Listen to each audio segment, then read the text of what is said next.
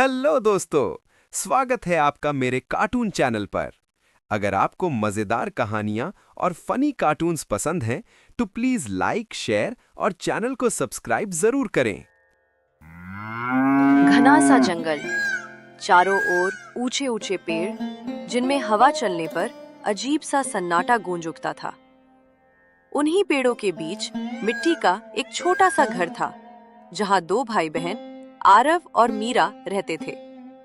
बचपन में बीमारी के कारण आरव की आंखों की रोशनी चली गई थी और मीरा उसकी बड़ी बहन थी, उम्र में भी और हिम्मत में भी। कई साल पहले बीमारी ने उनके माता पिता को उनसे छीन लिया था, इसलिए दोनों एक दूसरे का ही सहारा थे। आरव देख नहीं सकता था, इसलिए घर की जिम्मेदारियां मीरा पर थीं। सुबह चूल्हा जलाना, पानी भरना और मिट्टी के मटके लेकर बाजार जाना, जिनसे उनकी रोजी रोटी चलती थी। मगर आरव के हाथों में एक अनोखा हुनर था। वो सिर्फ छूकर और आकार से नाप समझ लेता और बिना आंखों की रोशनी के भी मिट्टी से सुंदर बर्तन बना लेता था। उस शाम जब मीरा बाजार से वापस लौटी, तो देखा कि आरव ने मिट्टी के बर्तन तैयार करके उसके आने का बेसब्री से इंतजार किया हुआ था।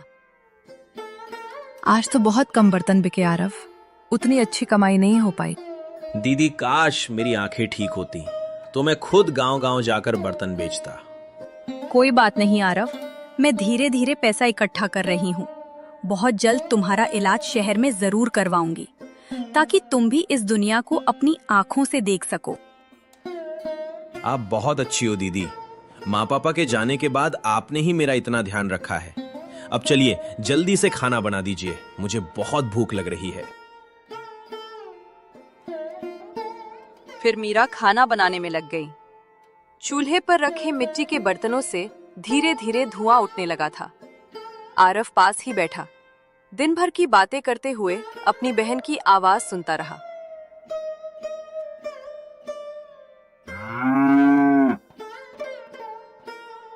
आरव, मैं जा रही हूँ बाजार बर्तन लेकर। अपना अच्छे से ध्यान रखना, ठीक है? ठीक है दीदी, आप बिल्कुल चिंता मत कीजिए, आप बस सुरक्षित लौट आना। फिर मीरा रोज की तरह मिट्टी के बर्तनों से भरी टोकरी उठाकर गांव की तरफ निकल पड़ी।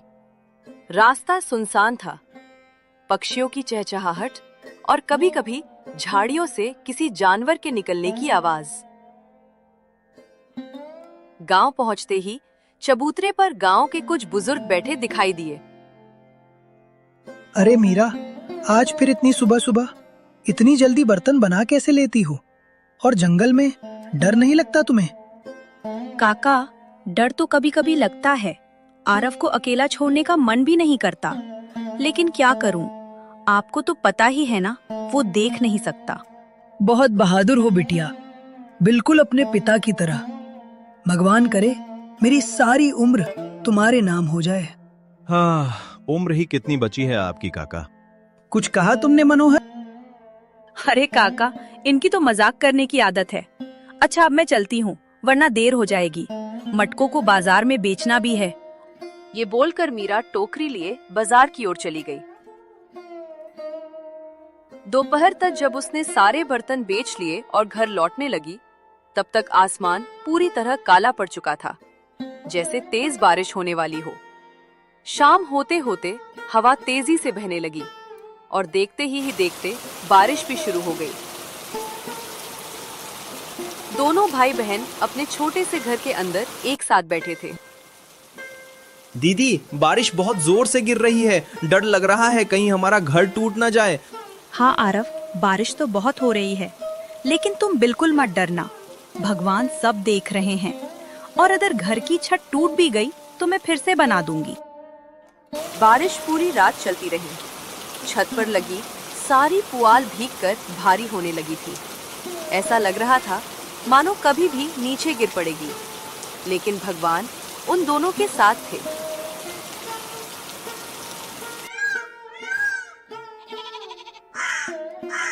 अरे राम राम, तुम दोनों को कुछ नहीं हुआ? वरना हम तो रात भर कांपते रहे बेटा। हमें लगा ये पुरानी छत कहीं गिर न पड़ी हो। भला हो भगवान का जो तुम दोनों सही सलामत हो। काकी, आपका आशीर्वाद साथ है तो हमें कोई डर नहीं। हमारा घर भी बच गया। बेटी, मैं कितने दिन से कह रहा हूँ हमारे साथ आ जाओ, लेकिन तुम दोनों सुनते ही नहीं। नहीं काका, हमें अपने माँ बाप के बनाए घर में ही रहना है। यही तो उनकी आखिरी निशानी है। इसे छोड़कर जाने का हमारा दिल नहीं करता। हाँ काका, हमें यही अच्छा लगता है, जैसे माँ बाबा हमारे साथ हों। हाँ बेटा, हम समझते हैं, इसीलिए तो जबरदस्ती नहीं करते। लेकिन जंगल में तुम लोग अकेले रहना हमें तो बहुत चिंता रहती है। अच्छा ठीक है बेटा, तुम लोग अपना काम करो, हम लोग अब चलते हैं। इतना कहकर जानकी काकी और झुमरू काका वहां से चले गए। लेकिन उन मासूम भाई बहनों को क्या ही अंदाजा था कि उनके सिर पर मुसीबत का कितना बड़ा पहाड़ टूटकर गिरने वाला है। नवरात्रि का त्योहार नजदीक आ रहा था। हर साल की तरह इस बार भी गांव में मेला लगने की तैयारी थी। लेकिन हमेशा की तरह इस बार भी गांव में खुशियों से ज्यादा उदासी फैली हुई थी। इस सब का असली कारण थे गांव के जमींदार धर्मवीर और मुखिया हुकुम सिंह। दोनों आपस में मिले हुए थे क्योंकि मेले के नाम पर चंदा वसूलने की पूरी जिम्मेदारी उन्हीं के हाथों में थी। धर्मवीर मीरा और आरव का सगा चाचा था, लेकिन खून का रिश्ता होने पर भी उनकी दुश्मनी गैरों से ज्यादा गहरी थी। उसी दिन आंगन में दोपहर की तेज धूप में दोनों अपने काम में मगन थे। तभी दूर से धूल उड़ती दिखी। गांव का मुखिया हुकुम सिंह, उसके साथ जमींदार धर्मवीर और नौकर वहां पहुंचे। ओहो, क्या कर रही है भाई बहन की ये टोली। खैर, मैं ये बताने आया हूँ कि मेला अब करीब है, तो हम चंदा इकट्ठा करने आए हैं। हाँ, चाहे गरीब हो या अमीर, चंदा तो सबको देना ही होगा। मुखिया जी, हम तो अनाथ हैं। हमारे माँ बाबा भी नहीं रहे। मैं अकेले मटके बेचकर किसी तरह अपना पेट भर पाती हूँ। हम चंदा कहाँ से दें? अच्छा, तो जो बात मैंने पहले कही थी वो तुमने नहीं मानी। ठीक है, अब हम चंदा मांगेंगे नहीं। बस मेरी बात मान लो जो मैंने 10 दिन पहले कही थी। दोनों भाई बहन उसके इशारे का मतलब समझ गए और चुप हो गए। देखिए मुखिया जी, हम चंदा देने की हालत में नहीं हैं। कम से कम हमें अपने बच्चे जैसा समझिए। हम कैसे गुजारा करते हैं आप भली भांति जानते हैं। मैं हर साल की तरह मेले की सफाई और बाकी काम कर दूंगी, लेकिन चंदा सच में नहीं दे पाऊंगी। ओहो मीरा, कितनी बार कहा है खुद को मेरी बच्ची मत कहा करो। तुम्हारे चाचा ने तुमसे मेरा रिश्ता तय कर दिया है, लेकिन तुम तो मानने को तैयार ही नहीं हो। अगर तुम शादी के लिए हाँ कर दो तो मैं तुम्हारे भाई की दवाइयों का पूरा खर्च उठाने को भी तैयार हूँ। मैं मेहनत करके अपने भाई का इलाज खुद करवा लूंगी। आपको फिक्र करने की जरूरत नहीं है। और रही बात शादी की, तो आपको शर्म आनी चाहिए। मेरी उम्र की लड़की से आप शादी करने की बात कर रहे हैं। चलिए हुकुम जी, इनसे बात करने का अब कोई फायदा नहीं। अब देख मीरा, हम तेरे साथ क्या करते हैं, देखते हैं तू कैसे नहीं मानती। धर्मवीर की बात सुनकर मीरा और आरव वही खड़े के खड़े रह गए। दीदी, चाचा क्या करने की बात कह रहे थे? पता नहीं छोटे, इन लोगों के दिल बिल्कुल सख्त है। किसी की मजबूरी, किसी का दर्द इनके लिए कुछ मायने नहीं रखता।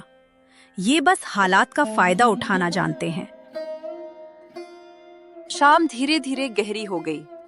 चूल्हे पर खिचड़ी उबल रही थी, लेकिन मीरा और अरवर दोनों का मन बेचैन था। खाने से ज्यादा उनके दिल में सवाल पक रहे थे। अगली सुबह मुखिया का एक आदमी मीरा के घर के सामने आकर रुका। मीरा, घर में हो तो बाहर आओ। हाँ बोलिए, क्या बात है? मुखिया जी का हुक्म है, तुम दोनों को चौपाल पर हाजिर होना है। गांव के बाकी लोगों को भी बुलाया गया है। आपको पता है ना, आरव देख नहीं सकता, वह वहाँ कैसे आएगा? ये सब मेरी जिम्मेदारी नहीं है। मुझे जो कहा गया था मैंने बता दिया। आदमी ये कहकर लौट गया। दीदी, अब आगे क्या होगा? चाचा हमारे साथ ऐसा क्यों कर रहे हैं? वो आपकी शादी उस मुखिया से जबरदस्ती क्यों करवाना चाहते हैं?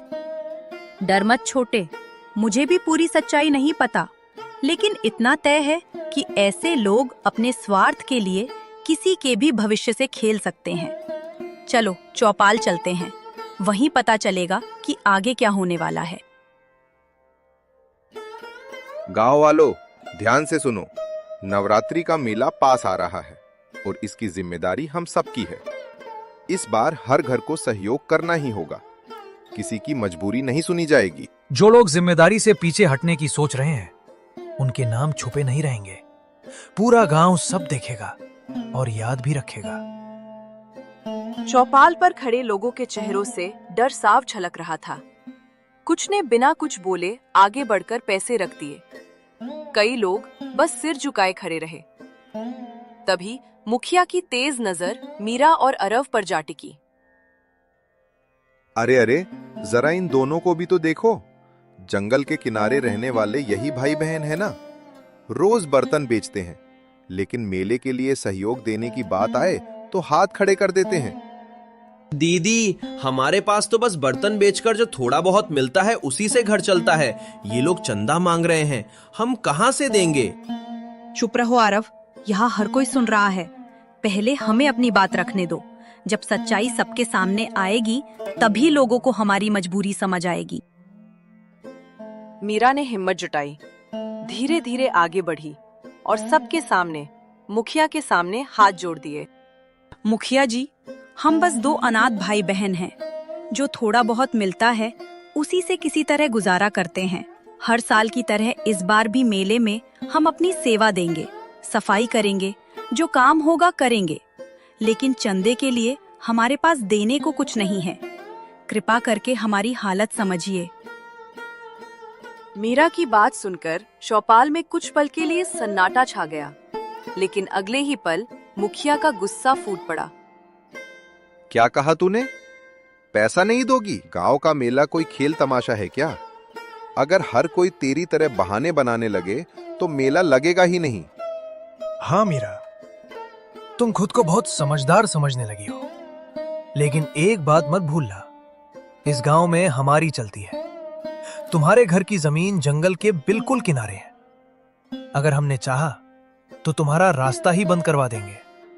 फिर देखेंगे तुम बर्तन बेचने गांव तक कैसे पहुंचोगी। ये सुनते ही मीरा का दिल जोर जोर से धड़कने लगा। आरव का चेहरा डर से सफेद पड़ गया, लेकिन मीरा जानती थी ये लड़ाई अब सिर्फ चंदे की नहीं रही, ये उनके अस्तित्व की लड़ाई बन चुकी थी। मीरा समझ चुकी थी कि चंदे की आड़ में उससे शादी के लिए दबाव बनाया जा रहा था। चाचा, हम गरीब जरूर हैं, लेकिन कमजोर नहीं। आप कहते हैं मेला पूरे गांव का है, तो क्या ये मेला गरीबों की रोटी छीन कर लगेगा?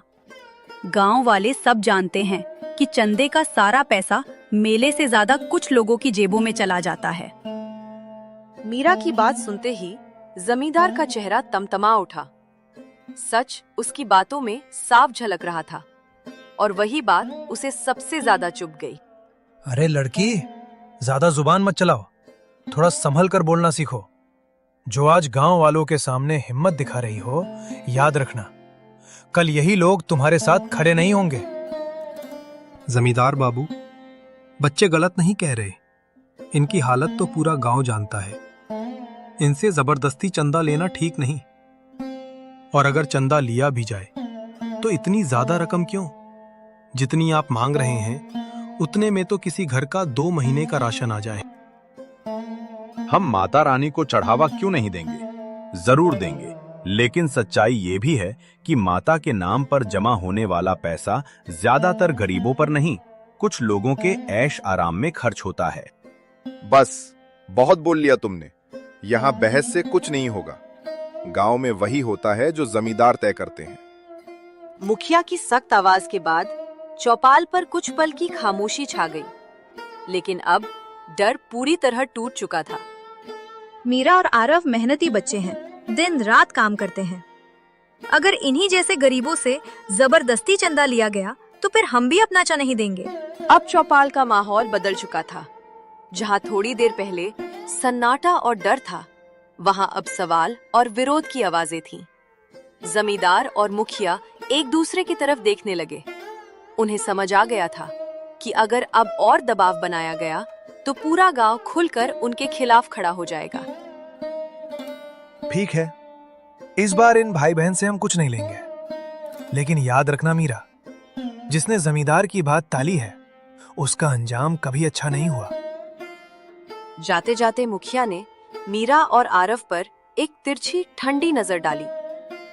उस नजर में साफ धमकी छुपी थी, जैसे ये कह रहा हो कि ये कहानी अभी यहीं खत्म नहीं हुई है।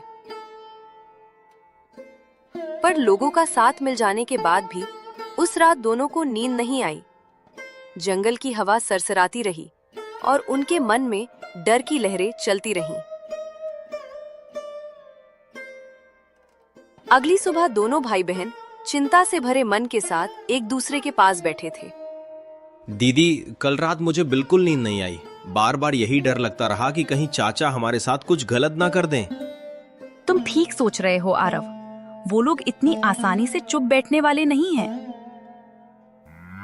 उधर गांव से दूर जमींदार के घर के अंदर कमरे में भारी सन्नाटा पसरा हुआ था।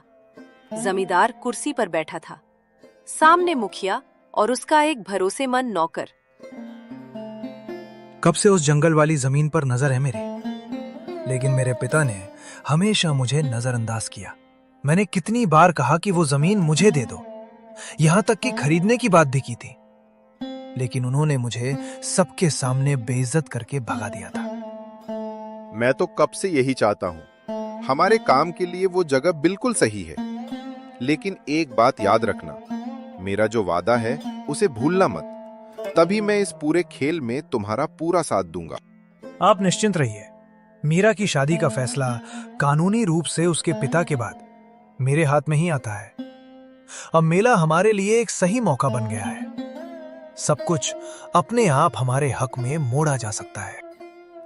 योजना पूरी होते ही दोपहर के समय मुखिया और जमींदार अपने एक नौकर के साथ सीधे भाई बहन के घर पहुंच गए। अब तुम्हें अपनी बातों का नतीजा भुगतना ही होगा मीरा। मेले में सहयोग न करके तुमने पूरे गांव की इज्जत पर उंगली उठाई है। अब तुम्हारे सामने दो ही रास्ते हैं, या तो इस जमीन को छोड़कर यहां से चली जाओ, या फिर मुखिया के साथ विवाह के लिए राजी हो जाओ। हमने कोई गलत काम नहीं किया है। ये जमीन हमारे माँ बाप की है और इस पर हमारा हक है। कानून और लोगों के भरोसे का गलत इस्तेमाल मत कीजिए चाचा। और जहाँ तक शादी की बात है, मैं मुखिया जी से कभी शादी नहीं करूंगी। ये मेरा फैसला है और इसे कोई बदल नहीं सकता। तो इसमें गलत क्या है मीरा? आखिर तुम दोनों इस जमीन का करोगे भी क्या? जिंदगी भर तो मिट्टी के बर्तन ही बेचने हैं ना। इससे अच्छा है जमीन हमें दे दो। तुम्हारा खर्च तुम्हारे चाचा उठाने को तैयार है। पैसों की भी कमी नहीं रहने देंगे। हमें आपके पैसों की जरूरत नहीं है। ये जमीन हमारे माँ बाबूजी की निशानी है। हम इसे कभी नहीं छोड़ेंगे। मीरा की दो टूक बात सुनकर जमींदार और मुखिया दोनों का गुस्सा अब खुलकर सामने आ गया। ठीक है, अब देखना मीरा, मैं तुम्हें समाज में कैसे बेइज्जत करता हूँ और कैसे तुम्हें समाज से बाहर निकलवाता। ये कहकर वे सब गुस्से में वहां से चले गए। डरे और परेशान दोनों भाई बहन उसी दिन गांव के झुमरू काका के पास पहुंचे।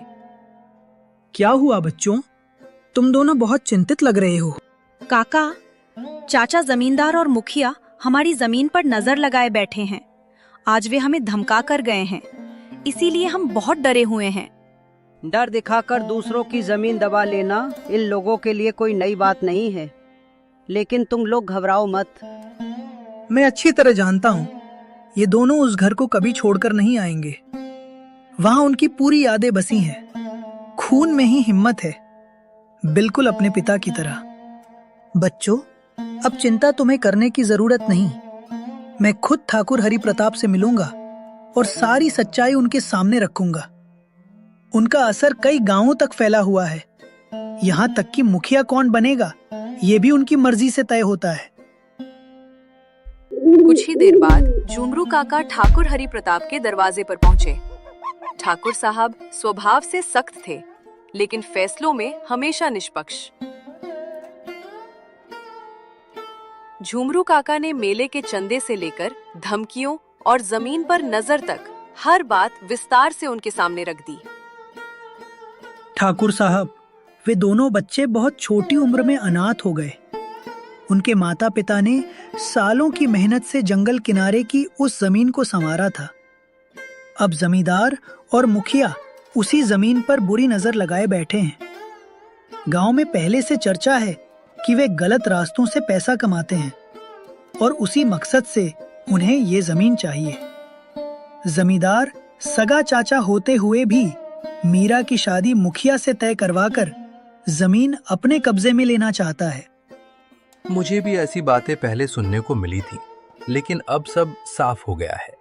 जब मासूम बच्चों के साथ ऐसा अन्याय होने लगे तो चुप रहना अपराध होता है। कल ही चौपाल पर पूरा गांव इकट्ठा किया जाए। जो लोग अपने पद और ताकत का गलत इस्तेमाल कर रहे हैं, उनका सच सबके सामने आएगा।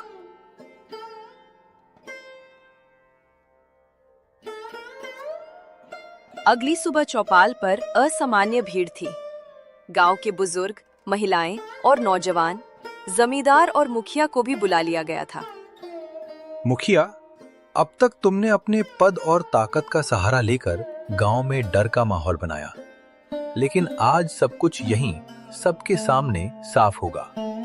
अगर सच खुद बोल दोगे तो बात यहीं संभल सकती है, लेकिन अगर मुझे जोर लगाना पड़ा तो फिर नतीजे गंभीर होंगे।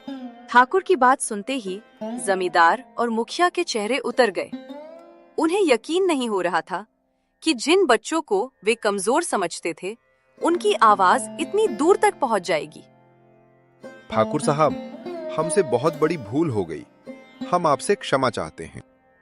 अच्छा, तो अब भूल याद आ रही है। सच ये है कि चंदे का बहाना सिर्फ एक रास्ता था। असल मंशा उन बच्चों की जमीन पर कब्जा जमाने की थी, और ये भी सब जानते हैं कि उसी जमीन का इस्तेमाल गलत कामों के लिए किया जाना था। इतना ही नहीं, परिवार के रिश्तों का सहारा लेकर एक नाबालिग लड़की के भविष्य पर फैसले थोपने की कोशिश भी हुई। क्या ये सच नहीं है? सजा के तौर पर। मुखिया, आज से तुम इस गांव के मुखिया नहीं रहे। तुमने अपने पद का घोर दुरुपयोग किया है। धर्मवीर, तुम्हारी सजा यह है कि इस साल गांव के मेले का पूरा खर्च तुम खुद उठाओगे।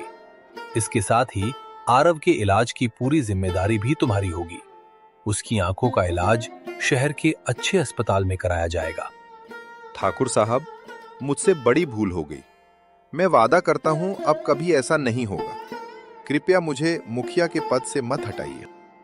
ठाकुर जी, इतना बड़ा बोझ मैं कैसे उठा पाऊंगा?